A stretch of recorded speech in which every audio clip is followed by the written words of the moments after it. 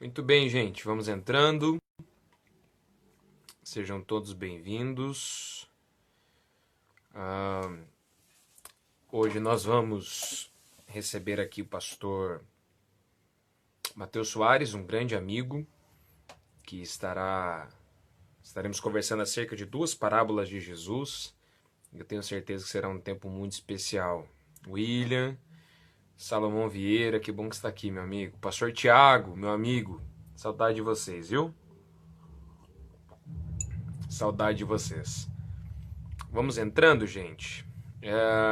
Eu quero lhe impulsionar a clicar aqui nesse aviãozinho, nessa setinha que tem aqui embaixo, para que você compartilhe essa live com mais 3, 4, 5, 10 pessoas, para que eles também sejam abençoados com esse tempo que nós teremos aqui, a palavra. Eu tenho certeza que será um tempo muito rico, muito abençoador. Então clica aqui nessa setinha e chama um pessoal aí, eu tenho certeza que será uma bênção. Andressa, paz querida, Deus te abençoe, que bom que você está aqui. Minha amiga Heloísa Mondini, que bom que você está aqui, saudade de vocês. Raquel, Rafaele, Castro aqui representada, que bom que vocês estão aqui. Gente, vou chamar o pastor Mateus Soares e a gente vai começar a esse bate-papo. Muito bem. Gente, esse é meu amigo, pastor Mateus Soares, do Rio de Janeiro. Tudo em paz? Ele fará as suas devidas apresentações, mas como eu disse hoje mais cedo, na minha postagem acerca dessa live, o pastor Mateus Soares, eu digo isso com muita tranquilidade, na minha humilde opinião, é uma das mentes mais brilhantes da teologia brasileira hoje. Deus me ajude, quem sou eu? Mas é a minha opinião e de muitos outros. E eu quero que o senhor se apresente um pouquinho para a gente começar aqui esse nosso bate-papo. Boa noite a todos vocês que estão com a gente aí. Muito prazer falar àqueles que eu ainda não tenho o privilégio de conhecer. Obrigado, pastor William, pelo privilégio de estarmos juntos. Meu nome é Mateus, eu moro em Cabo Frio, na região dos Lagos, no interior do estado do Rio de Janeiro. E tenho procurado dedicar a minha vida ao ensino da palavra de Deus. E fico muito feliz em saber que hoje eu vou poder compartilhar um pouco mais com esse brother do coração, que é o pastor William, para esse pessoal que está com a gente aí, diante de um tema tão especial que são as parábolas de Jesus. Pastor Toniel está com a gente aí, um abração para o senhor também. Muito bom tê-lo conosco. Mas que bom, que alegria poder estar contigo, William, e servir esse pessoal, meditar um pouco na palavra de Deus junto com essa turma que está com a gente aí. Tá bom. Pastor Toniel, Deus te abençoe, um grande amigo, um grande pregador da palavra também. Louvado seja Deus pela sua vida, meu amigo. Bom, a proposta, pelo menos a priori, nossa, é tratarmos de 2 das parábolas de Jesus. Aliás, pastor Mateus, antes de nós entrarmos de fato na primeira dessas 2, eu não sei se é um spoiler, mas o senhor está escrevendo um trabalho sobre isso, né? Um livro acerca dessas parábolas. Eu não sei se isso já é público, mas eu confesso que eu estou ansiosíssimo por esse livro. Quando eu publiquei hoje, eu recebi várias mensagens no meu direct de pessoas falando acerca da enciclopédia. De pessoas que já adquiriram, que tem em vários lugares do Brasil. Eu fiquei muito feliz por isso. E vem mais um trabalho aí, né, pastor? Sim, se Deus quiser. Esse ano ainda está saindo um manual bíblico expositivo sobre as parábolas de Jesus. Eu estou trabalhando já há quase 3 anos nele e tenho certeza que vai ser um material que vai ser muito útil também para todos aqueles que amam entender a Bíblia e estudar a palavra de Deus. Glória a Deus por isso. Vamos começar pela parábola das 10 virgens? Vamos lá? Vamos lá? Então, a referência bíblica é Mateus capítulo 25, a partir do verso 1, pelo menos por hora, pastor Mateus, o senhor, eu faço poucas lives, o senhor faz muito mais do que eu desabilito os comentários ou deixo eles rolando aqui? Você que manda. Então, às vezes tem o pessoal nos comentários, eles tiram alguma dúvida, ajudam a gente na orientação, ajudam então, a gente a saber como que está o som e o vídeo. Talvez, então, pelo menos aí desses 5, 10 minutinhos iniciais, seria interessante ter esse pessoal com a gente. Só pedir para eles compartilharem, né? Trazerem mais pessoas para estarem com a gente aqui, convidarem aí ao máximo de pessoas possível. Vamos compartilhando aqui nessa setinha, ó, esse aviãozinho embaixo. Compartilha, marca algumas pessoas aí, chama para aprender com a gente, que eu tenho certeza que será um tempo muito, muito especial e abençoador. Tá bom, gente? Vamos lá. Mateus capítulo 25, nós vamos falar um pouco acerca da parábola das 10 virgens. Isso, Alex, pega o pé a caneta aí, porque o rolo vai ser solto. E será pelo pastor Mateus, tá bom?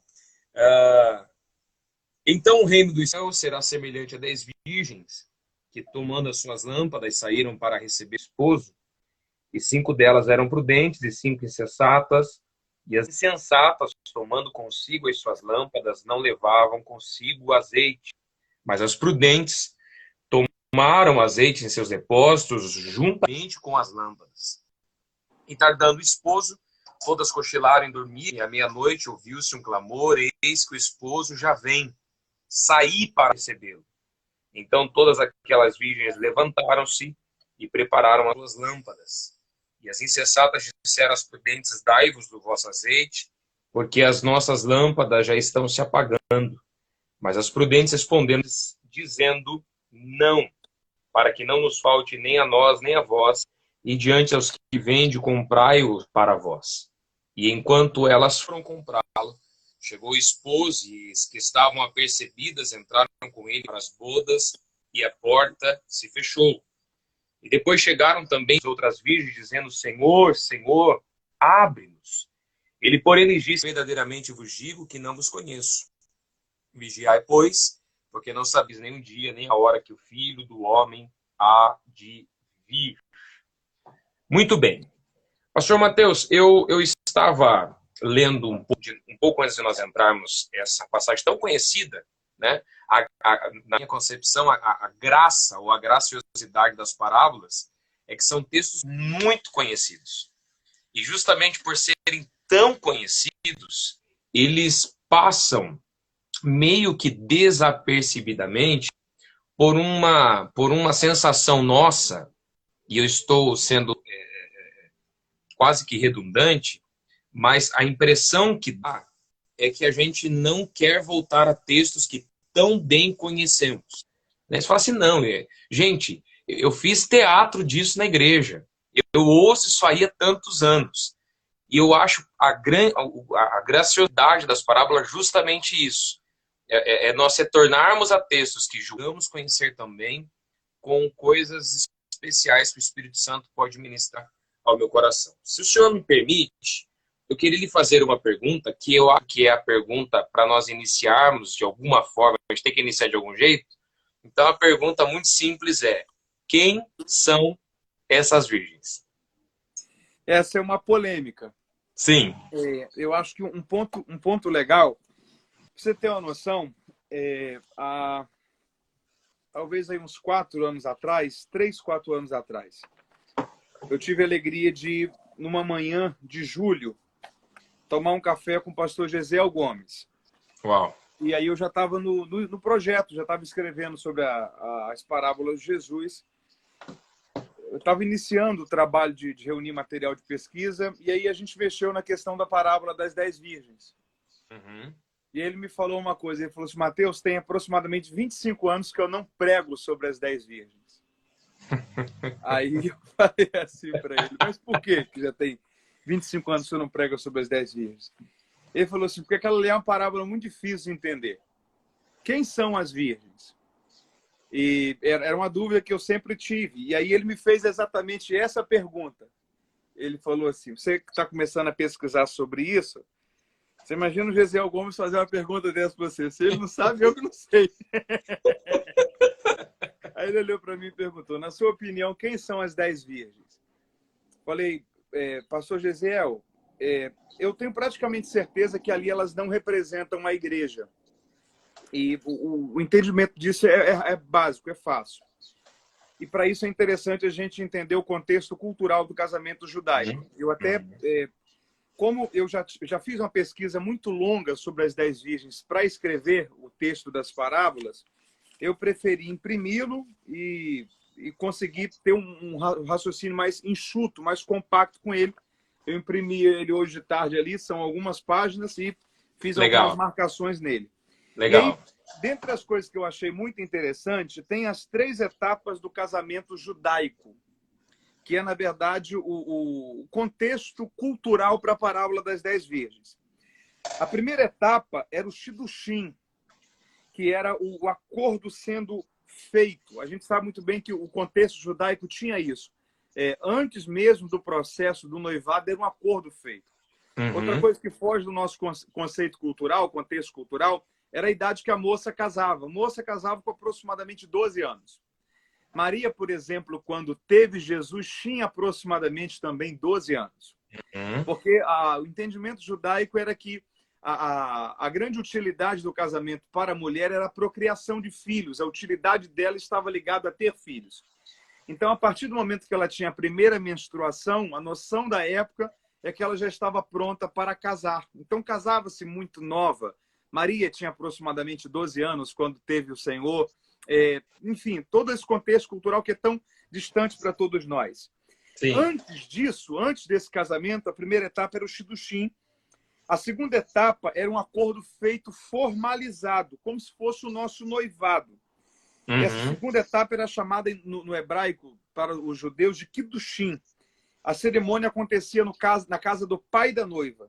E a terceira etapa era o Nissuim, que acontecia quase sempre na casa do noivo e era o casamento de fato, que iniciava o período das festas, que ia até 7 dias dentro das bodas, da cerimônia que fazia parte do contexto do casamento judaico. Esse é o berço cultural de como os judeus se relacionavam para se casar.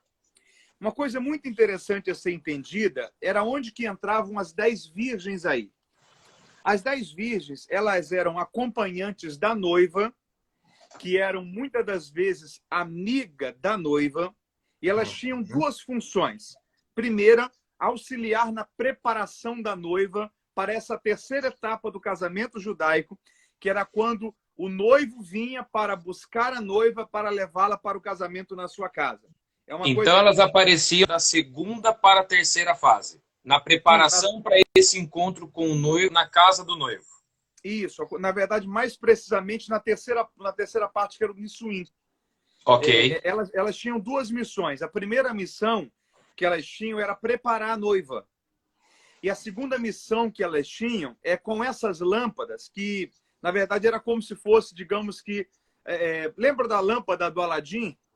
Era mais ou menos uma lâmpada. O estilo de lâmpada era lâmpadas daquela. Era alimentada por um pavio com combustível, que era azeite, dentro da lâmpada. Elas colocavam aquilo ali na ponta de um mastro, de uma vara, e iam iluminando a noite com aquilo ali.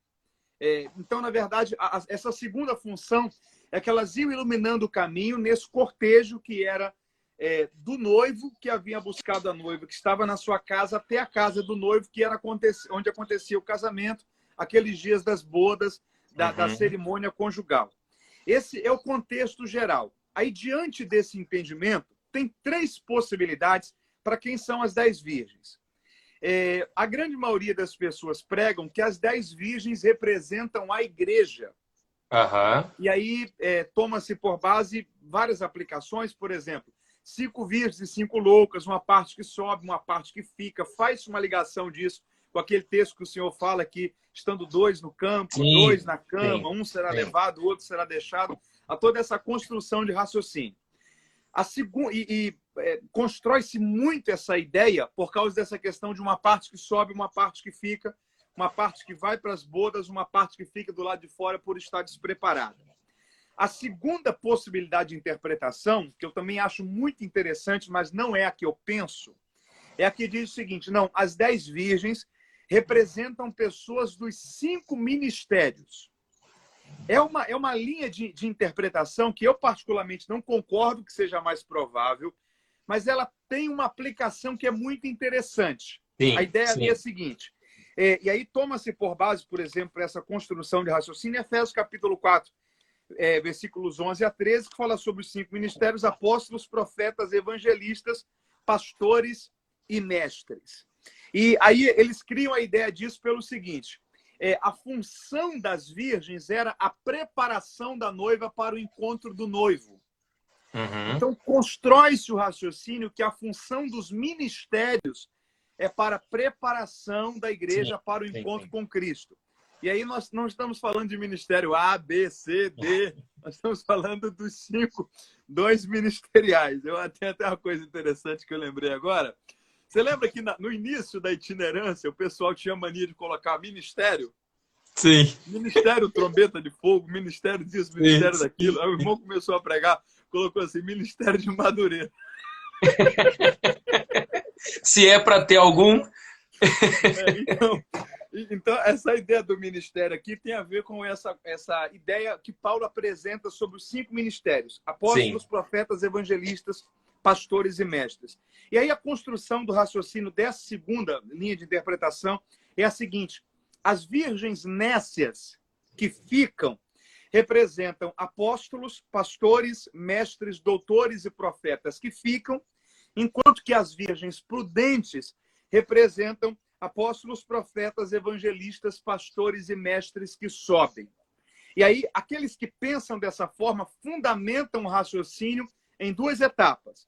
Primeira etapa, a função que as 10 virgens tinham, que era a preparação da noiva para o encontro que ia para as bodas.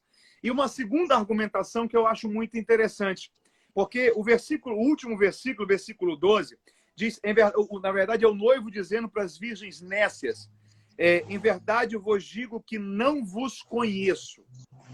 A.T. Roberts, que é um dos especialistas do grego bíblico, que tem um dos melhores materiais de exegese do grego publicado em português, ele faz uma aplicação ali que é muito interessante. Ele diz que a ideia do grego ali não é não vos conheço, mas é nunca vos conheci. E isso é muito interessante. Porque, na verdade, o que o noivo está dizendo é o seguinte: eu não tenho nenhum vínculo com vocês. Eu não conheço vocês agora, nem conheci vocês antes. Então, o que o noivo está dizendo para essas 5 virgens é o seguinte: o grande problema é que em todo tempo, o relacionamento de vocês foi apenas com a noiva, nunca comigo. Então, olha que coisa interessante. Dentro dessa segunda linha de interpretação, o Senhor estava falando para apóstolos, profetas, evangelistas, pastores e mestres que ficam e dizem assim: ó, o problema é só um. Em todo tempo, o vínculo de vocês foi só com a noiva, nunca com o Senhor da noiva. Era só um vínculo profissional com a igreja. Vocês aprenderam a fazer isso. Vocês nunca tiveram relacionamento e comunhão comigo. Então, é bem sugestivo esse segundo ponto. Sim. Assim como o primeiro ponto, também tem aplicações muito interessantes. Por exemplo, o primeiro ponto, que trabalha as 10 virgens como a igreja, tem uma aplicação ali que eu acho extraordinária, que é a seguinte: se as virgens nécias representam a igreja, elas estão falando para a gente algo muito sério. Cuidado, é possível alguém estar dentro da igreja, mas fora do céu. E isso também é um alerta muito grande. Então, primeira possibilidade, ser a igreja. Segunda possibilidade, ser pessoas dos 5 ministérios que sobem e pessoas dos 5 ministérios que ficam. E terceira possibilidade, que eu acho que é a mais coerente, e eu fiz questão de usar o material que eu tinha escrito aqui para ter a ideia bem compacta, bem encaixada, que é a Sim. seguinte: a possibilidade de que essas 10 virgens representam os judeus, Ok. representam Israel. Eu acho coerente essa visão. Primeira razão: o único evangelho que fala a parábola das 10 virgens é o evangelho que é escrito apenas para os judeus. Sim. Marcos escrito para os romanos, Lucas escrito para os gregos e João escrito para todos os povos, também aqueles de fala grega. Tanto que João ele inicia o seu livro com 2 gatilhos de intelecto. No princípio era o verbo. No princípio, a ideia da Torá, no princípio criou Deus os céus e a terra, uma ligação para os judeus, a ideia de verbos, a ideia de logos, mexendo com a inteligência, a influência, o intelectual grego. Então, ele inicia o seu livro construindo uma ponte de raciocínio com esses 2 povos, para mostrar que o evangelho dele era um evangelho universal. Mas Mateus não. Mateus escreve somente para os judeus. E é para quem escreve apenas para os judeus que exclusivamente essa parábola é contada. Como se o alvo inicial dela, o público inicial dela, fosse apenas os judeus. Eu fiz questão de marcar aqui uma coisa que eu penso que seja interessante a gente compreender. As virgens prudentes representam judeus que reconheceram Jesus como Messias. As prudentes. E as nécias como aqueles que rejeitaram a Cristo como Messias em seu coração. E por terem rejeitado, não se prepararam. E por causa disso, não participarão das bodas do Cordeiro, que é, na verdade, uma figura da linguagem para o casamento judaico, que eram as bodas. Nós sabemos, dentro da visão pré-tribulacionista, esse período de 7 anos, que a humanidade estará passando pela tribulação e grande tribulação, escatologicamente, a última semana de Daniel, mas a igreja estará nas bodas do Cordeiro, vivenciando também o tribunal de Cristo. E aí, essa ideia que eu acho muito interessante é o seguinte: os únicos que participaram das bodas nessa parábola, os únicos, foram as virgens prudentes, a noiva, porque a noiva está ali, ok? Ela não é mencionada, mas ela está. Sim. As Sim. virgens prudentes, a noiva e o noivo. Ou seja, as bodas, quem participará? Cristo, a igreja e os judeus que reconheceram Cristo como Senhor. Ok? Os únicos que participaram, virgens prudentes, a noiva e as bodas. Aí outra coisa interessante, as virgens nécias sabem da chegada do noivo. Os judeus sabem e ainda aguardam a vinda do Messias. Sim. Ok? Sim. E aí é interessante a gente perceber que as virgens prudentes estão nas bodas, enquanto que as virgens nécias ficam de fora. Do mesmo modo que Israel, aqueles que não entendem Jesus como Messias, ficarão de fora das bodas do Cordeiro. Enquanto que todos aqueles que receberam Cristo como Messias e Senhor, judeus messiânicos e a igreja, desfrutarão desse tempo de eternidade com o Senhor. Então, eu penso que essa é uma visão equilibrada para a gente entender. Agora, o que eu recomendaria, um abração, meu amigo pastor Marcelo, que está com a gente aí. Pastor Marcelo é um amigo muito querido, o William. É um pastor daqui do Rio, viveu grande parte da sua vida aqui e serve ao Senhor em Madrid, na Espanha. Eu já tive a alegria de estar com ele algumas vezes em Madrid. Desenvolve um trabalho extraordinário ali na capital espanhola. Um amigo muito querido, bom demais tê-lo aí. Já é de madrugada para eles lá e eles estão conectados com a gente aqui. Um abraço, Marcelão, para você, para a Vânia. Você sabe que você é do nosso coração, da nossa casa. Então, eu acho que é interessante a gente compreender isso daí. Essa construção de raciocínio, que, em primeiro lugar, exegeticamente, há essa possibilidade que as 10 virgens não representam uma igreja, mas representam Israel. Só que, então alguém pode falar, mas Mateus, então não prego mais as parábolas das 10 virgens? Eu acho que a gente tem que entender o seguinte: a mensagem que a parábola das 10 virgens está passando é muito maior do que o contexto cultural, que pode limitar as virgens a um público. A mensagem que a parábola fala é o seguinte: cuidado, há uma urgência de se preparar para a vinda do noivo. Ok? Então, A ênfase da mensagem não é quem são as 10 virgens. As 10 virgens é só a periferia da coisa, o contexto cultural. Sim. A ênfase da mensagem, o centro da mensagem é a ideia de periferia, a ideia do que está em torno, a ideia de centro, aquilo que é de fato a espinha dorsal, o raciocínio central da parábola. O raciocínio central da parábola é preciso se preparar, porque a qualquer momento o noivo chega e só irá seguir com ele para as bodas aqueles que de fato estiver pronto para o seu retorno, pronto para a sua volta. Então eu acho que deu para dar uma equilibrada. Oi? Inclusive, eu acho isso interessante de ser pontuado com firmeza, ainda mais por você que é essa figura que nós, eu digo, pregadores, nos espelhamos, nós ouvimos pessoas como você que falam para nós. Claro que tu tens um ministério itinerante de falar para a igreja de forma geral, mas existe um outro lado, que é esse lado de falar para quem ministra, ministrar sobre aqueles que ministram. Tanto que eu lhe conheci numa reunião de obreiros, na minha sede da minha igreja, em Piedade, aqui no interior de São Paulo, e ministrando para quem ministra. E acho que é importante esse final da fala, dessa construção incrível, diga-se de passagem, e dizer que existem interpretações, existem pensamentos, entendimentos, linhas de interpretação. Por exemplo, essa dos judeus, que eu considero a mais adequada também, eu fui ter conhecimento dela agora, muito recentemente. A grande parte da minha... Eu tenho 28 anos. A grande parte da minha vida foi a igreja que sobe, a igreja que fica. Você é mais novo que eu, tô com 29. 28. Eu faço 30 anos em 40 dias. Meu Deus, eu tô chegando lá e eu tô ficando preocupado com os 30. Eu preocupado com os 30. Falei, Jesus, estou fazendo quase 30. Aí um pouco antes da quarentena, eu fui pregar numa igreja na divisa do Rio Grande do Sul com Santa Catarina, uma senhorinha, uma irmã querida. Elas sempre querem nos abraçar, né? E aí ela falou, posso te dar um abraço, filho? Eu falei, claro. E ela me abraçou e ela disse, meu Deus, um menino tão jovem, tem no máximo 37, 38. E eu depressivo porque eu vou chegar aos 30. Mas assim, a minha infância e adolescência toda foi ouvindo a parábola das 10 virgens como a igreja que vai e a igreja que fica.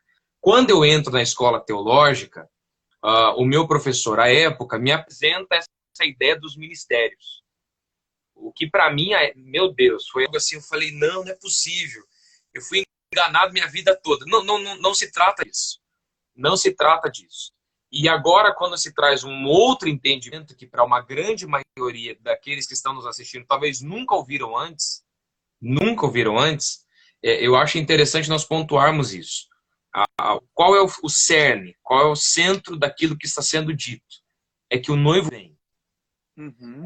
A gente está vivendo um momento agora, e esse momento é espetacular para nós avaliarmos isso, como a nossa fé, as nossas prioridades, as nossas crenças, nossas verdades estavam tão estabelecidas na Terra, com as coisas da Terra, que não passa pela cabeça de uma grande maioria a alegria de talvez tudo esteja acabando e a gente daqui a pouco sobe e volta para casa. Uhum. Inclusive, você fez uma postagem esses dias no teu Instagram fantástica, uma série de stories, dizendo talvez não volte ao normal. Uhum. Essa loucura seja o nosso normal. E se de fato nós partirmos disso para pior, e é mais ou menos aquilo que você estava querendo dizer nas postagens daqueles stories, é como reagiremos, né? Com a firmeza de quem está dizendo, ok, isso é sinal de que o noivo está mais perto do que nunca, ou com o desespero que alguns estão tratando. Há um desespero, há uma tristeza, há um pavor, há uma angústia presente nos corações de alguns, por conta da crise que nós estamos vivendo, que não me parece razoável para aqueles que professam a nossa fé, para aqueles que entendem que a undécima hora, e isso também é dos tempos antigos, o pastor Gesiel falava muito isso, né? A undécima hora, se realmente estiver chegando à meia-noite, a dita meia-noite, que ele venha e que nós estejamos preparados para estar com ele. Ponto. Então, é importantíssima essa pontuação que você fez no final dessa resposta da minha primeira pergunta, que, aliás, é a pergunta. Quem são as virgens? É a pergunta, porque nós precisamos ter esse entendimento. O noivo vem. E eu tenho entendimento, e talvez isso é um pouco complicado, eu fui questionado esses dias aqui no Instagram por um adolescente que ouve desde sempre, né? Que ouve desde sempre que o noivo está perto. O noivo está chegando. Jesus está vindo. E isso é interessante. O sentimento que temos ele está mais perto do que nunca. O arrebatamento pode acontecer a qualquer momento. Mas é o sentimento que Paulo tinha também. Tanto que ele vai dizer, e nós que estivermos vivos. Então, é em si disso que eu queria propor um outro pensamento para a gente... Eu estou tentando só achar uma frase aqui, Sim. Que é uma frase do Sandro Galazzi, porque o texto começa dizendo o seguinte, você está com a Bíblia aí? Sim. O versículo 1 diz, o reino do céu será semelhante a 10 virgens que, tomando as suas lâmpadas, saíram ao encontro do noivo. Sim. E o versículo 5 diz, e tardando o esposo, tosquenejaram todas e adormeceram. Então tem duas características aqui. Uma tendência ao sono, e um aparentemente tardar do noivo. Duas características, uma inclinação ao sono e um aparentemente tardar ao noivo. Sandro Galazzi disse que é nisso daí que a parábola das 10 virgens significa quando a Bíblia diz que será semelhante ao reino dos céus. Ok? Um tempo de sono espiritual e aparentemente o tardar da volta de Cristo. É nisso que o reino dos céus será semelhante às 10 virgens. Eu acho muito interessante esse ponto de vista. Isso é interessante porque, assim, até teve um comentário aqui que perguntou a nós, vocês têm a impressão de que o arrebatamento, o termo que ele deu está acontecendo, seria mais o fim de todas as coisas, né?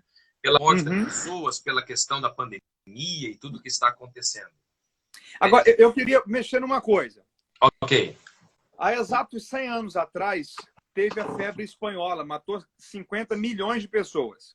Sim. 50 milhões. Sim. O coronavírus provavelmente não vai matar nem 1 milhão de pessoas. Ok? Não.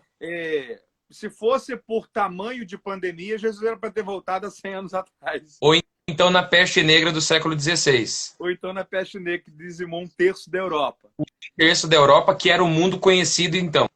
Né? Então, a gente tem que ter um cuidado para a escatologia não se transformar em escatofobia. Medo das coisas futuras. As coisas vão acontecer mesmo.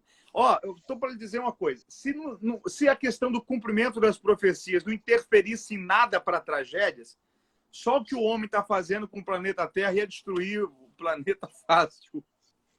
Então, a gente tem que ter o cuidado para não espiritualizar aquilo que é natural. Se a pandemia se enquadra na escatologia, pode ser na questão de pestes. Sim. Mais nada. Sim. Ok? Ok. Isso, na verdade, é mais um jogo econômico de China, Estados Unidos, economia mundial, enfim, o socialismo chinês que é mantido pelo capitalismo mundial, e aí tem uma loucura dentro da estrutura da sociologia, porque você tem um modelo socialista, comunista, que o que abastece ele é o capitalismo. É para pifar a máquina de qualquer socialista. Então, isso tem mais a ver com um golpe mundial do que um cumprimento de profecia, essa pandemia. Eu acho interessante que tanto as ditas insensatas ou loucas, dependendo da versão que se tem, ou aquelas que estão com a reserva do seu azeite, todas elas dormem. Sim. Porque o sentimento de cansaço pela espera, ele é total, ele é geral. ele não se limita só àquelas que estão preparadas para. E o que eu acho interessante, né? Eu acho isso interessante, porque às vezes a gente prospecta algumas coisas, né? E isso faz Uhum. parte da gente. Então, quando a gente começa lá o ano, no 1º de janeiro, a gente diz assim, então agora vai. Esse será o melhor ano da nossa vida. E esse ano vai arrebentar tudo. É só vitória, e não é. E nós estamos vivendo esse ano que entrou para a história. Nós sabemos quanto tempo ainda por aqui estaremos, mas já entrou nos livros da história, e isso é inevitável e inquestionável também, mas eu tenho a impressão que houve uma nivelação. Todos, de algum modo e de alguma forma, sentiram essa pancada. E por que eu estou fazendo essa conexão aparentemente um pouco distante? Porque as que têm azeite dormem, como as que também não têm. Elas dormem e tosquenejam, elas dormem e as outras cochilam. Esse é o termo.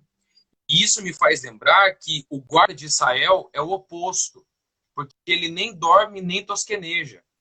Né? Nós nos cansamos, ele não se cansa. É nós que perdemos forças, ele continua inabalável. A impressão que se dá é que, pelo tempo, pela demora, pela extensidade da espera, a impressão que dá é que essa realidade, e ela é o arrebatamento, a volta do noivo, ela é uma realidade no mundo espiritual. Para nós é o tempo das coisas vindouras, no céu já está estabelecido, porque antes dele ser, quando ele vai se apresentar para João em Apocalipse 1, verso 8, ele vai dizer assim, eu sou aquele que é, antes de ser aquele que era, aquele que há de vir, ele é aquele que é. Ele conjuga o tempo no presente sempre. Então, nós nos cansamos, nós que nos fadigamos, mas ele continua de pé. O céu não entrou em quarentena.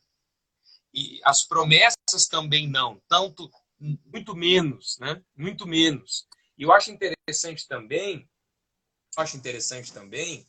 é que no verso 6, quando a meia-noite chega, e eu fui ver algumas coisas, enfim, alguns comentários que eu tinha aqui em casa à disposição, e um deles pontuou algo interessante. Quem se casa à meia-noite? Quem se casa à meia-noite? Então, a impressão é, talvez na concepção temporal, este noivo da parábola de fato tenha demorado. De fato tenha vindo no tempo que ele já não era mais esperado. Assim como nos versos anteriores, que é uma outra parábola, que trata-se também da demora, mas agora é do seu senhor, do senhor daquele cara terrível, também há esse entendimento de talvez ele não venha mais. Está demorando demais. Né?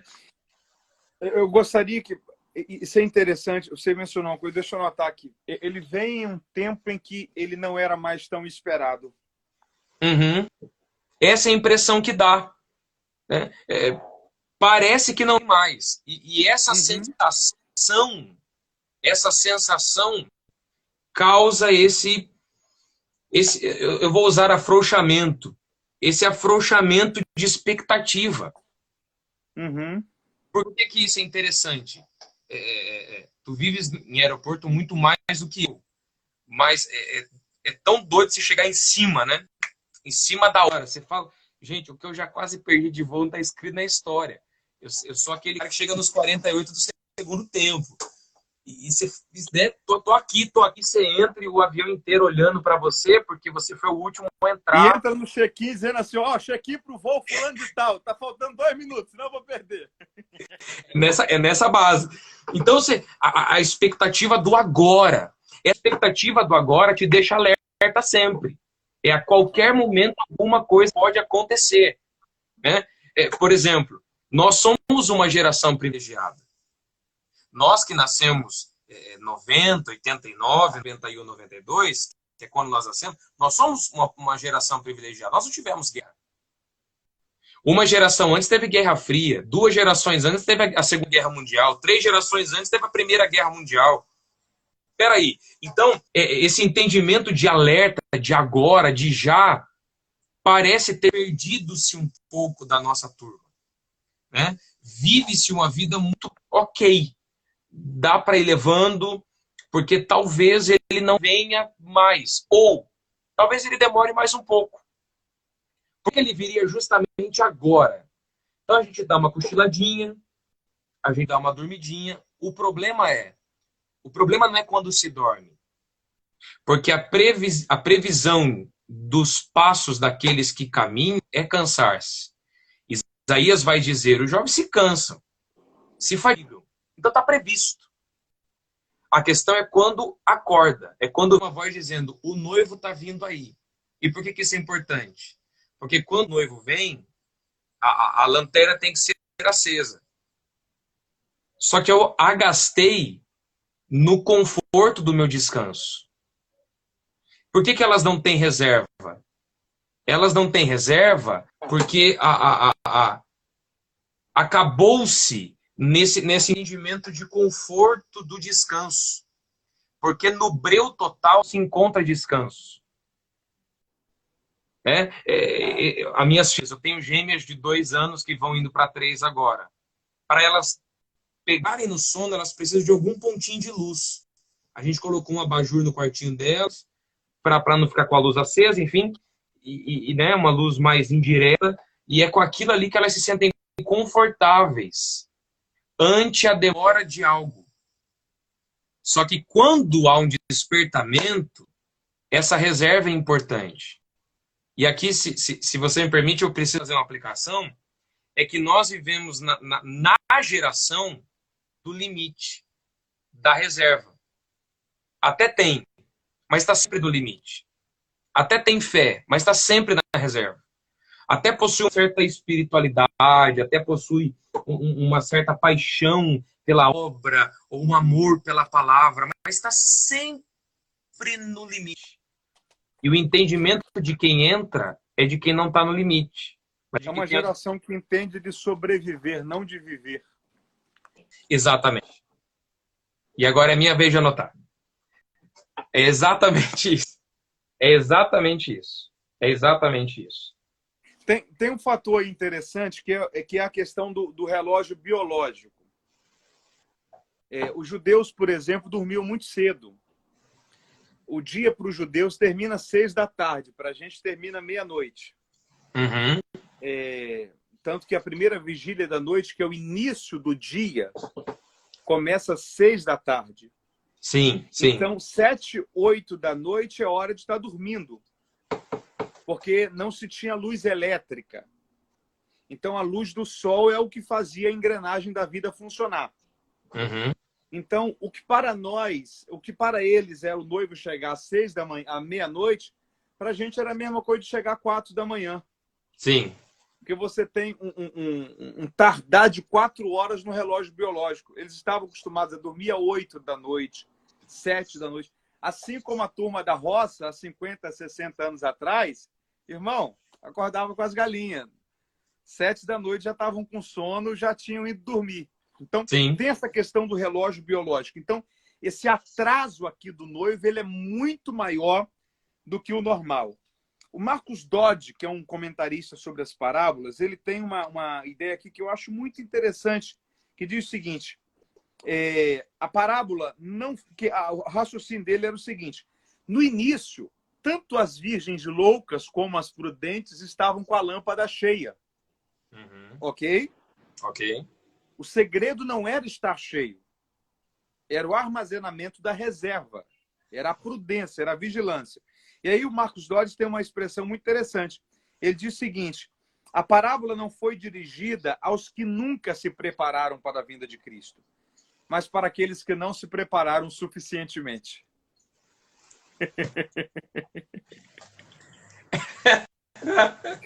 É isso. Isso é fantástico. É isso. Eu acho isso muito interessante. Um outro ponto legal para o pessoal que está com a gente aí é que Mateus faz questão de diferenciar um detalhe que é tosquenejar e adormecer. Ok? Uhum. Uhum. Tosquenejar e adormecer. E em todo o contexto do sermão profético, porque Mateus 24, 25 é um sermão só. É o sermão profético, é o segundo sermão mais importante da vida de Jesus. O primeiro foi o Sermão da Montanha, o segundo é o sermão profético. E os termos no grego aqui, toskenejai enostazo e adormecer cateudo. E tanto nostazo como cateudo tem a ideia de cochilar e dormir. E a ideia de dormir aqui é se entregar a um sono contínuo por um espaço de tempo. Então, o texto deixa bem claro aqui que elas não adormeceram logo. Primeiro, elas cochilaram. Elas tiveram aquela leveza que vai dando. Sabe? Que a gente vai... E é interessante porque o cochilar, ele mexe com os sentidos. Ok? Ok. Audição, olfato, tato, visão, ele mexe com os sentidos. Ninguém dorme de uma hora para outra. E o contexto aqui não é um sono físico, é um sono espiritual. Então, um dos sinais que a pessoa está entrando em um processo de declínio espiritual, que vai culminar no sono espiritual, é que primeiro ela adormece. Os sentidos espirituais começam a ser perdidos. Ok? A visão espiritual, esse senso de reagir, de perceber a mudança. A pessoa vai se entregando. E aí eu mexo numa questão que é, por exemplo, Apocalipse de número 3. Apocalipse de número 2. Carta à igreja em Éfeso. O primeiro amor. O texto não diz que a igreja perdeu. O texto diz que a igreja deixou. E ali, quando a gente percebe, a gente não vê que era a igreja de Éfeso. Era o pastor da igreja de Éfeso. Era típico, segundo a tradição. Porque a carta não é escrita para a igreja, é escrita para o anjo da igreja. E quando era para falar para a igreja, era no plural. Por exemplo, sei que no meio de vós tem pessoas que praticam a doutrina de Balaão, o espírito de Jezabel, mas quando diz a ti, está falando ao destinatário. Não era a igreja, era o anjo da igreja. As cartas não são escritas para as igrejas, são escritas para os anjos da igreja. Então, o que segundo a tradição ali, que era típico, que era o pastor da igreja em Éfeso, era ele que havia não perdido o primeiro amor, mas deixado. Perder é acidental, deixar é intencional. Então, é uma negligência voluntária, é algo percebido. É um cochilar. Os sentidos passam a ser perdidos e a gente não reage, se acomoda, cruza os braços. Não tem nenhuma postura de lutar contra isso. Qual é a consequência disso? Sono espiritual. E isso é tão interessante, pastor Mateus, porque quando Paulo vai descrever os 3 estágios do declínio, ele vai dizer assim, no meio de vós tem fracos, 1, doentes, 2, e os que dormem, 3.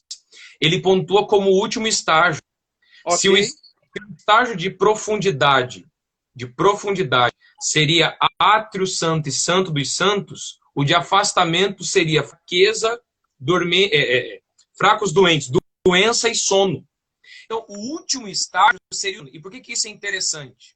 Por que isso é interessante? O irmão tirou um negócio aqui do meio do comum, fracos, doentes, eu acho que nem Paulo percebeu isso. Para com isso. O interessante é que, biologicamente, o sono é um ensaio da morte. Okay. Tanto que é muito comum você ouvir assim, eu queria morrer dormindo. Por quê? Porque todos os nossos sentidos, e muitas aspas aqui agora, estão desligados. Então você não está vendo, você não está ouvindo, de novo, muitas aspas. Você não está sentindo, você não está cheirando. Por quê? Porque é um ensaio para a morte. É um desligamento parcial, digamos assim. Então, qual é o entendimento? É fraco, é doente, é o que dorme. Qual seria o próximo estágio desse entendimento? A morte. A morte. Só que Paulo, olha o que Paulo está dizendo, dentro daquilo que essa interpretação é fantástica. Paulo dizendo assim, gente, se vocês chegaram a esse estágio de estar dormentes, é porque antes estiveram doentes. E fracos. E fracos. Quando, na verdade... Então, por que eu estou dizendo isso e estou pontuando isso novamente? Porque no entendimento mais geral, o fraco é pior do que o dormente. O doente é pior do que o dormente. Quando Quando a Pode realidade falar. espiritual é o oposto. Alguém está dizendo aí, eu tenho uma dúvida. O noivo casa com a noiva ou com as virgens? Rapaz, se é com as virgens ali, ele casou com 10 ao mesmo tempo. Na Bíblia não tem isso, não. É com a noiva. Deus não é polêmico.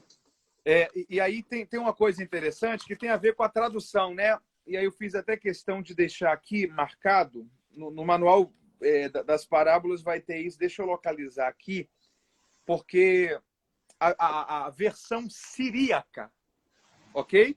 Ok. A versão siríaca da Bíblia, ela começa a parábola das 10 virgens dizendo o seguinte, versículo 1. Então o reino dos céus será semelhante a 10 virgens que, tomando as suas lâmpadas, saíram ao encontro do noivo e da noiva. A versão siríaca coloca a presença da noiva. Uau. Ok? Uau. Abaixou a claridade do meu celular.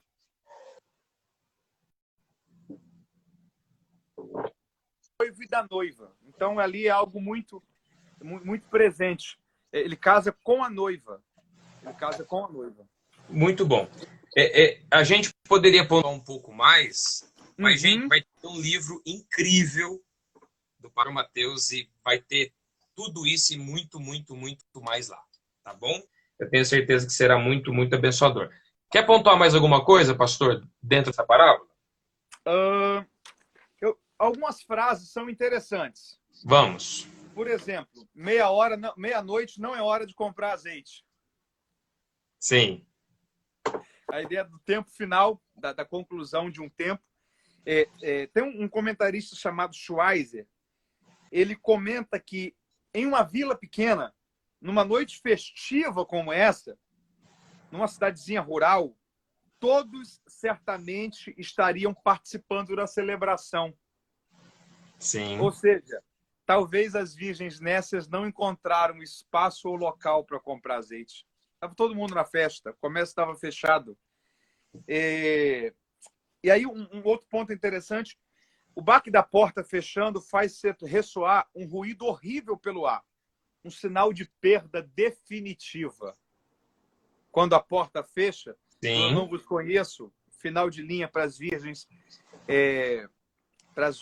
nécias. E o Robertson diz que a porta foi fechada para permanecer fechada para sempre. Quão espantoso é o quadro de alguém quase salvo, porém perdido.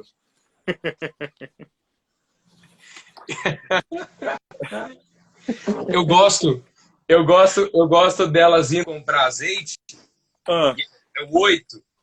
Okay. E as insensatas geram os prudentes, dai-vos o vosso azeite, porque as nossas lâmpadas estão se apagando, mas os prudentes dizendo, não, para que não falte nem a nós, nem a vós. E eu acho isso bastante importante ser pontuado. Nós estamos vivendo um tempo interessante em que tudo tem que ser partilhado, né?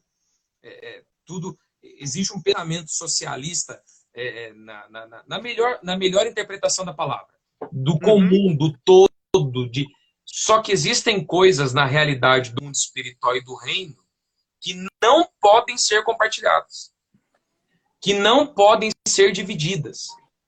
E como é difícil a gente entender isso, né? Como é difícil a gente compreender que se eu tirar do azeite da minha reserva, não é que falta só para você, falta para mim e para você. Porque o azeite, primeiro, é algo absolutamente importante na cultura judaica, na cultura do mundo antigo como um todo. Ela é iluminação, ela é remédio, ela é perfume, ela serve para cozinha, ela fazia parte do ritual religioso de unção. Então, olha o conjunto de coisas que ela possui reserva. Ela tem reserva não apenas para a lâmpada ficar acesa, mas ela tem reserva para todas essas outras funções do azeite. Essa é uma coisa a ser pontuada. Segundo, que se nós formos ler o texto de 2 Reis, capítulo 4, a gente vai ver que azeite significa providência, azeite significa provisão, azeite significa milagre. Isso é importante, porque existe uma busca pelo milagre, pelo azeite, pelo inédito, pelo sobrenatural, que não aparece para os emergencialistas. Uhum. Não aparece para os emergencialistas. Por que que isso é importante? Por que que isso é importante? A gente tem muita gente querendo sacar numa conta que nunca depositou. Tem muita gente querendo fazer depósito numa conta que ele nunca movimentou. O mundo espiritual, ele é feito de depósitos. Nós temos de fazer depósito no mundo espiritual. Paulo aos Coríntios vai dizer um negócio incrível, não me lembro agora o capítulo de cabeça, eu sou péssimo de memória para referências. Eu queria aquela máquina que você é, que muitos são, fala assim, Para versículo não é comigo, não. e eu não sou esse cara definitivamente. Mas Paulo vai dizer assim: as vossas tristezas ou vossas angústias, depende da versão, são colocadas no Senhor em depósitos de glória. Isso é interessante. Então é o sofrimento de agora que vai gerando depósito de glória no céu para que eu possa sacar ali na frente. E isso é fantástico.